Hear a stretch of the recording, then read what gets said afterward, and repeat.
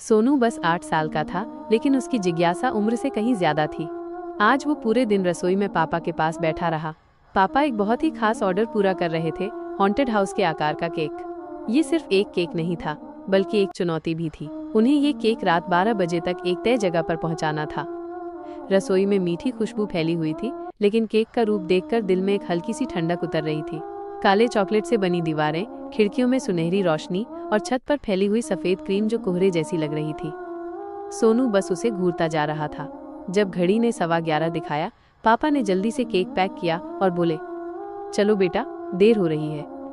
बाहर सन्नाटा था। सड़क पर बस उनके कदमों की आहट और केक के डिब्बे की हल्की खड़क। दोनों के चारों ओर ठंडी हवा घूम रही थी। दूर दूर तक कोई नहीं था, बस पेड़ों की टेढ़ी मेढ़ी परछाइयां चांदनी में हिल रही थी। आखिरकार वे एक पुरानी हवेली के सामने पहुंचे। टूटी खिड़कियों से अंदर की ओर हल्की पीली रोशनी झांक रही थी। हवेली इतनी चुप थी कि उसकी दीवारें भी रहस्य छुपाए बैठी लग रही थी।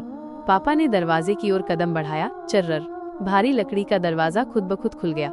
अंदर अंधेरे में कुछ लोग बैठे थे। उनकी आंखों में अजीब सी चमक थी। एक आदमी की आवाज गूंजी, धीमी, ठंडी और डरावनी, पहले तुम इस केक को काटकर खा लो, फिर तुम मीठे हो जाओगे और तब हम तुम्हें खाएंगे। सोनू का दिल जोर जोर से धड़कने लगा। उसने पापा का हाथ कसकर पकड़ लिया।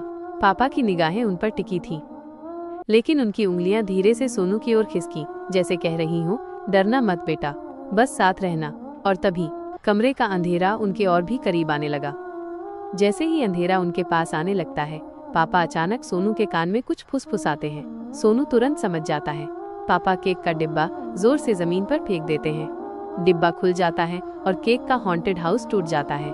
केक की मीठी खुशबू पूरे कमरे में फैल जाती है और तभी कुछ अजीब होता है। जो लोग अंधेरे में बैठे थे, वे अचानक से बेचैन होने लगते हैं। उनकी आंखों की अजीब चमक कम होने लगती है और वे अपनी जगह से हिलने लगते हैं। पापा ने सोनू को बताया था कि ये केक चीनी की जगह नमक से बनाया गया है।